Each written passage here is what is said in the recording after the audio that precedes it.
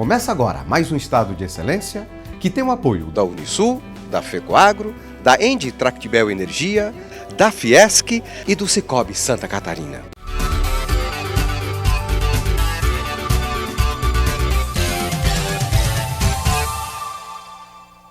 No programa de hoje, você vai conhecer uma história especial. A história de um homem que colocou Santa Catarina no mapa do Brasil. Rogério Martorano é considerado uma lenda viva do jornalismo brasileiro. Nascido em São Joaquim, na Serra Catarinense, Rogério aportou no Rio de Janeiro na década de 50. Depois de um encontro emblemático com Assis Chateaubriand, dono do maior complexo jornalístico da América Latina, Rogério começou a trabalhar na revista O Cruzeiro. Justamente na época em que a revista era a mais importante publicação nacional e reunia a nata do jornalismo carioca. Mas essa história começou bem antes. Como começou essa história, meu caro Rogério? Essa história começou quando eu tinha apenas 7 anos de idade. O meu pai era um dos únicos que tinha rádio em São Joaquim, e ele escutava a Rádio Tupi, principalmente à noite, quando tinha o noticiário nacional e mundial. E eu ouvia com muita atenção a crônica Meu Boa Noite para Você, que quem fazia era Carlos Frias, um grande jornalista brasileiro. E eu me interessava por aquela crônica, achava lindo, e eu fui aprendendo ali como é que você contava uma história, e eu, a partir daquilo, eu pensava, quando eu crescer eu vou ser jornalista. E como diz Paulo Coelho, quando você quer alguma coisa, todo o universo conspira para que você realize o seu desejo. E o primeiro passo para essa realização foi dada pelo pai do Rogério. Em 1929, meu pai foi ao Rio de Janeiro e foi visitar os Zero Associados. E ele indo visitar os Zero Associados, ele ficou representante em Santa Catarina de todo o grupo do Assis Chateaubriand, aqui no estado de Santa Catarina. E em 1930, e o meu pai, nessa época, ganhou uma carteirinha, recebeu uma carteirinha assinada por Assis Chateaubriand. Aí, um ano depois, em 1930, chegou em São Joaquim, fugitivo, sem documentos, um personagem, 30 e poucos anos, dizendo que era o Assis Chateaubriand. Lá em São Joaquim? Lá em São Joaquim. E ninguém acreditou. Ninguém acreditava, porque o Chateaubriand já era um dos personagens jornalistas mais conhecidos do Brasil, famosos do Brasil. E havia estourado a Revolução de 30 já. As tropas em favor do Getúlio Vargas já tinham tomado a cidade, e eles eram revolucionários verdadeiros, né? E então, quando chegou aquele forasteiro, eles acharam que era um espião do Washington Luiz. E aí eles resolveram fuzilar esse camarada. Pois é, olha a situação dele, fugindo das tropas de Washington Luiz e os revolucionários achando que ele era o espião. Mas aí meu pai, que não acreditava que fosse o próprio Chateaubriand, mas ele sugeriu que o forasteiro assinasse lá num livro para conferir com a carteirinha que meu pai tinha conquistado em 1929 no Rio de Janeiro. Conferir a assinatura. Conferiu a assinatura, era o Chateaubriand. Aí o Chateaubriand, como ele não acreditava, mas não é possível que eu vou morrer aqui pelas mãos dos meus companheiros da Revolução. Aí quando chegou a carteira, quando aconteceu aquilo, o Chateaubriand disse assim, isso aí é uma providência divina. Ele disse, isso aí é uma providência divina, eu não estou acreditando como é que um menino, meu pai tinha 19 anos, tem essa carteirinha aqui assinada por mim, isso aí é uma providência divina. E o Chateaubriand contava para meu pai, porque aí o Chateaubriand tornou-se o maior amigo do meu pai. Considerando essa amizade, o Rogério tomou a decisão que mudaria a sua vida. Foi servir o exército no Rio de Janeiro. Só tinha uma maneira de ir para o Rio de Janeiro, com 18 anos saindo de São Joaquim. Não tinha como, ninguém saía sozinho. Aí eu fui servir o exército, sem meu pai saber. Quando ele soube, eu era obrigado a ir servir. Aí eu fui servir, fui procurar o Chateaubriand, ele me recebeu, fiquei morando na casa dele.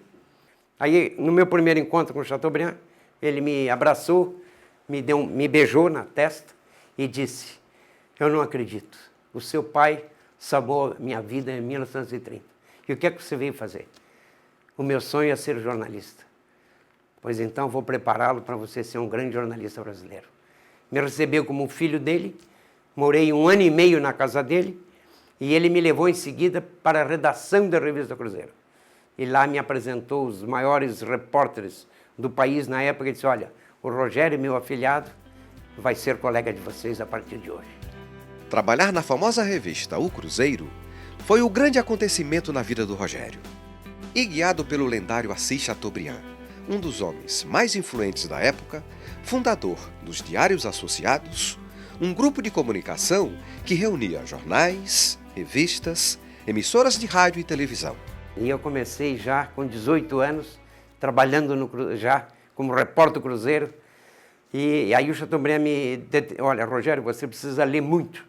Você tem que ler toda a obra do Machado de Assis, do Graciliano Ramos, você tem que se preparar. Porque a inteligência, o desenvolvimento cultural dá na leitura. Você tem que ler, prestar muita atenção. Meu. E eu segui os exemplos, ele foi eu fui discípulo dele, né? E fui feliz na minha carreira. Fiz grandes matérias nacionais e internacionais. Foram anos na revista O Cruzeiro. Uma caminhada que lhe rendeu prêmios, reconhecimento e fama.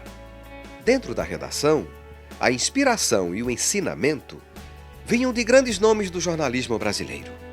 Lá eu cheguei e conheci Franklin de Oliveira, Milor Fernandes, Ziraldo, Davi Nasser, Audálio Dantas, principais feras do jornalismo brasileiro. Ao longo da carreira, Rogério se tornou uma espécie de embaixador de Santa Catarina. Foi ele quem deu visibilidade ao estado, divulgando as belezas da nossa terra. Nas 2 décadas que eu estive no Rio de Janeiro, na Revista do Cruzeiro, eu fiz matérias sobre todo o estado de Santa Catarina. Esse era o meu... É o que me dava alegria, é o que me dava felicidade. Era promover o meu estado. E transformei São Joaquim na cidade mais conhecida do Brasil. Porque fiz a primeira reportagem de neve em 1959, na Revista do Cruzeiro. Uma matéria lindíssima, cenário suíço no sul do Brasil. E a partir daí, todo ano eu fazia uma. Você começou mostrando Santa Catarina na Revista O Cruzeiro, que na época era a publicação mais importante da América Latina. Mas como você começou no Cruzeiro? Eu fui fazendo aquelas matérias determinadas como foca. Como foquinha, depois foca, repórter auxiliar e depois repórter. E aí eu era esperto e às vezes eu mesmo levava os assuntos nacionais, os assuntos do sul do Brasil. Sempre eu levava uma matéria catarinense, porque Santa Catarina é um estado diversificado. Aí eu fiz uma matéria sobre o carvão catarinense, depois sobre o Vale do Itajaí, depois a capital da metal mecânica, Joinville, depois as praias catarinenses, Florianópolis. Eu fiz até sobre Florianópolis, em 1962, uma matéria que teve muita repercussão no Brasil, que foi o maior show do carnaval, eu mostrando os carros alegóricos de Florianópolis, que no Rio não tinha aqueles carros que eles abriam e coisa. Foi uma matéria extraordinária, sério. Mas sobre Santa Catarina, eu fiz dezenas de reportagens. Eu era denominado o Abominável Homem das Neves, o Admirável Homem das Neves. Até o Jornal do Brasil fez uma charge comigo uma vez, o Abominável Homem das Neves, Rogério Martorano. Pela insistência em promover São Joaquim e a região serrana. Outra grande matéria realizada pelo Rogério e que teve ampla repercussão internacional foi sobre Frederica, a namorada de Hitler, que vivia em São Francisco do Sul, a 40 quilômetros de Joinville. A matéria, escrita em 1978, também foi sua última reportagem para a revista O Cruzeiro. Quando vim morar em São Francisco do Sul, Santa Catarina, quando começou a guerra em 1939, ouvia seu nome quase todos os dias no rádio. Mas todo mundo falava mal dele, e eu não podia acreditar que tivesse mudado tanto. E ficava calada, pois ninguém entenderia o que se passava comigo. Olha, essa é uma matéria que ganhou repercussão internacional. Quando eu vim, eu assumi a assessoria de comunicação do prefeito Luiz Henrique da Silveira em 77. Lá me contaram, Rogério, tem uma história espetacular. Aqui mora em São Francisco uma senhora que ela conta uma história, mas nunca ninguém divulgou porque ela não aceita. E eu convenci a família para ela me dar uma entrevista. E eu fiz uma matéria de repressão internacional, Frederica, namorada de Hitler. Ela nasceu, ela é de Viena, nasceu em Viena, e ela tinha 16 anos, o Hitler tinha 18 anos. E ela foi namorada do Hitler. Ela contava que o Hitler era um moço alto, bonito, inteligente, trabalhador. Ele era pintor de parede na época. Aí eu fiz, essa foi a última matéria que eu fiz na revista Cruzeiro e foi a última edição do Cruzeiro, foi a última com o nome Cruzeiro. Bom, mas além desse fato que chama a atenção, você cobriu os principais acontecimentos políticos do Brasil naquela época. Quais foram as reportagens que marcaram a tua trajetória como profissional? Olha, eu fiz algumas matérias no Cruzeiro que ganharam grande repercussão. Eu entrevistei as 12 principais personalidades do Brasil. Aí eu fiz o Davi Nasser, o Chateaubriand, o Carlos Lacerda, Jorge Amado, Fernanda Montenegro, as grandes personalidades, as principais personalidades do Brasil. Depois eu fiz também as Damas das Artes Plásticas do Brasil, com as principais pinturas do Brasil. Anita Malfatti, Arceu do Amaral, Maria Bonomi, Lígia Clark, Djanira, Fay Ostrover, Maria Bonomi, as principais. E também como repórter do Cruzeiro, você entrevistou artistas, intelectuais e políticos internacionais. Quais são os principais que você se lembra, Rogério? Fidel Castro, em 59, que ele veio, logo depois da Revolução, ele visitou o Brasil e veio no Rio de Janeiro. Fidel Castro, Charles de Gaulle, João Paulo Sartre, Frank Sinatra, Nat King Cole, Charles Aznavour e tantos outros internacionais. E quem fazia as pautas dessas matérias? Essas matérias, na maioria das vezes, o Davi Nasser, o Davi Nasser não tinha filhos. Ele me considera um filho dele. Aí ele me chamava, Rogério, por que você não faz uma matéria quando eles eram crianças? E aí você entrevista as principais personalidades do Brasil. Mas não esqueça de incluir meu nome. Isso é verdadeiro. Você teve como pauteiro Davi Nasser? Davi Nasser. Eu acho que não há um jornal. jornalista. 3 grandes matérias que eu fiz, o Davi Nasser que me chamou para me fazer essa matéria, me deu a sugestão, e ele participou de todas elas, né? Olha o privilégio. Isso é verdadeiro. Eu fiz o Natal de minha infância, quando eles eram crianças, e eu fiz também, o Davi que me chamou. Rogério, faz uma matéria aí com os solteirões famosos do Brasil. Aí era o Brigadeiro Eduardo Gomes, Manuel Bandeira, Anísio Silva, Maurício Nabuco. Eram os grandes nomes brasileiros, Paulo Machado, presidente do Jockey Clube do Brasil, um homem extraordinário, o João Neder, os principais nomes brasileiros que eram solteiros. Foram 20 anos morando no Rio de Janeiro, vivenciando a efervescência política, social e cultural da época. Felizmente, eu peguei o Rio era, de fato, ainda a capital turística e cultural do Brasil. Até a mudança para Brasília, o Rio de Janeiro era a capital cultural, era a cidade maravilhosa. Depois modificou bastante, mas eu, felizmente, morei numa cidade que era tranquila, era belíssima, tinha as grandes, tudo. O Rio de Janeiro era uma das principais cidades do mundo naquela época. Foi em terras cariocas que Rogério fez amizade com grandes nomes da política brasileira, como o ex-presidente Juscelino Kubitschek e Carlos Lacerda. Em todas as áreas eu fui conhecido. Por exemplo, na Noite Carioca, em 1965, quarto centenário do Rio de Janeiro, eu era muito amigo do governador Carlos Lacerda, amigo pessoal dele, era o assador oficial dele no sítio que ele tinha em Petrópolis, e fizemos o Beer Klause com mais um grande empresário brasileiro, que morava no Rio de Janeiro, um dos maiores do Brasil. Fizemos o Beer Klause, que se tornou a casa noturna mais famosa do século passado do Rio de Janeiro. Isso na Noite Carioca. Na política, Eu trabalhei com... Quando o Juscelino montou o comitê para o Comitê Central para comandar a volta dele à presidência em 65, o Juscelino, em 1963, fez um comitê central para, a partir de 64, já ir montando a campanha dele.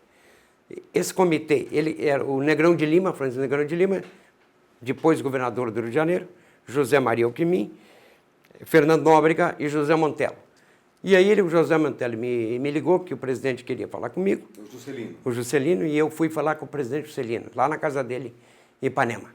Aí o Juscelino me disse, Rogério, eu admiro você, você é um jovem, eu tinha 23 anos, você é um jovem, você é muito conhecido, você é inteligente, você é afilhado do Chateaubriand, você é do sul do Brasil, e eu preciso de você para compor os 5 nomes que vão conduzir a minha campanha em 65. Isso com o JK, que foi meu grande amigo. Mas depois, essa candidatura não abortou, porque veio a Revolução de 64, eles suspenderam as eleições presidenciais. Mas aí o Negrão de Lima candidatou-se a governador do Rio de Janeiro e venceu as eleições, em 66. Apesar do momento tenso que vivia o país, após o movimento que derrubou o governo do presidente João Goulart e instaurou o regime militar em 64, Rogério conseguia transitar livremente entre os militares. Chegou, inclusive, a editar o jornal Letras e Armas. A imprensa do Rio de Janeiro, os principais jornalistas, sabiam que eu tinha uma ligação afetiva com as Forças Armadas. Todos os problemas, quando eles prendiam um jornalista no Rio, eles falaram, Rogério, poxa, você não podia ver, e eu resolvia a maioria dos... Eu defendia a classe jornalística, empresarial. Eu tenho muito de história de empresários que foram presos em São Paulo, que eles ligavam para mim, e eu resolvia, porque eu tinha trânsito livre nas Forças Armadas e no governo revolucionário. Eu tive trânsito livre, mas sem ser... eu era profissional. Eu sempre fui eu mesmo, só que eu sempre fui ético, sempre percorri a dignidade. Tenho o diploma de honra militar, tenho o diploma tenho a medalha Marechal Hermes, que é uma das maiores condecorações do Exército, tenho o diploma do Estado, sou cidadão carioca da Assembleia, ganhei o título da Assembleia Legislativa do Rio de Janeiro. Esse foi o que eu mais tenho orgulho da minha vida. Foram das minhas amizades que eu tive e tenho até hoje, mas sempre com dignidade. Rogério, fale sobre Santa Catarina e a sua relação com as principais lideranças do nosso estado. Desde 59 foram as melhores possíveis. Eu, em 59, eu recebia no Rio de Janeiro o Dito Schmidt, que era presidente da Fundação Tupi, eu recebia o Santos Guglielmi, eu recebia o Dionísio Freitas, o Maximiliano Gadzinski, o Álvaro Catão, que é o meu grande amigo, esse pessoal do Sul. E aqui do centro, aí do Vale do Itajaí, de Chapecó, eu conhecia todos os empresários, fiz muitas reportagens sobre o potencial industrial catarinense. E na política, o Santa Catarina tinha muito prestígio desde o tempo do Nereu Ramos, né? E agora eu quero falar um pouquinho do atual governador de Santa Catarina, Raimundo Colombo, um jovem que eu escrevi quando ele foi secretário do Bem-Estar Social, que ele teria um futuro muito brilhante, porque ele era um homem trabalhador, inteligente, apaziguador, um homem que ele fala manso, né? Mas é um homem extraordinário. Mais um dos lagianos que também governou o estado, que foi responsável por a criação de várias instituições que deram impulso ao desenvolvimento de Santa Catarina, também o Celso Ramos, que é de Lages, né? Lagiano, mas o Colombo é depois do Celso Ramos. Sim, mas primeiro o Celso Ramos. O Celso Ramos, e eu gostaria que você falasse a respeito das ações do Celso Ramos, porque a Telesc foi criada por ele. Foi. A Telesc foi criada por ele. A Secretaria do Oeste, ele foi o percursor. O BESC foi criado por ele. Então, tudo. O governador Celso Ramos, além de é um serrano, nascido na Coxilha Rica, em Lages, Santa Catarina, em Lages, foi um grande governador.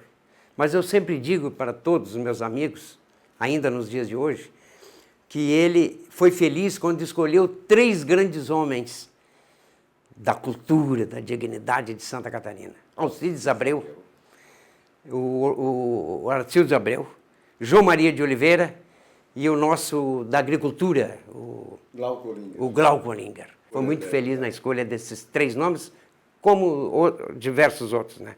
Depois tivemos o Antônio Carlos Conde Reis, tivemos o Ivo Silveira, um homem fantástico, Antônio Carlos Conde Reis, um homem de uma cultura extraordinária, de uma dignidade, constituinte também, de uma dignidade a toda prova, intelectual.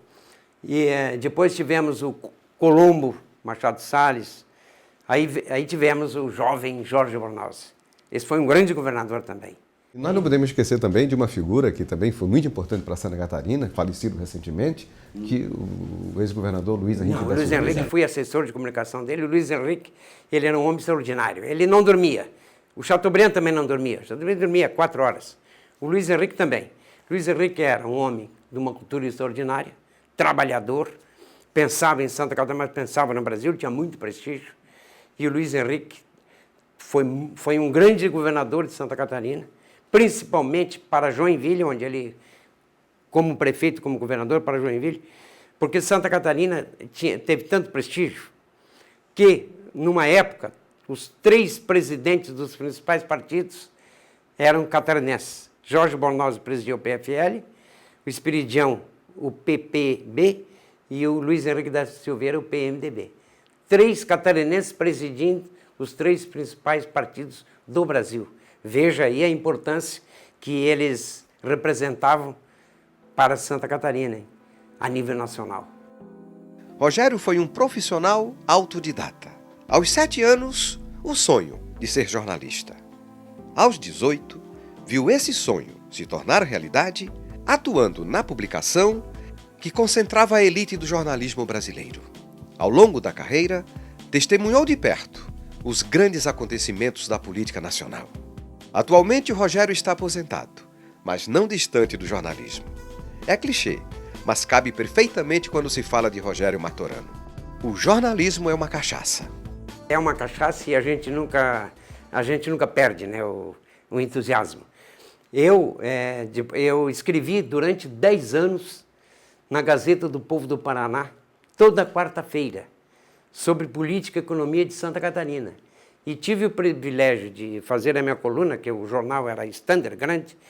Eu escrevia a minha coluna e o Delfim Neto escrevia dele sobre economia. Nessa coluna, eu fui grande amigo do Francisco Eduardo Pereira Filho. Francisco da Cunha Pereira Filho, que era o dono da Gazeta e dos canais que transmite a Globo no Paraná. Só que eu era um dos maiores amigos do Ney Braga, toda a vida. E aí, eu já estava aposentado, trabalhando ainda, mas meio aposentado no jornalismo.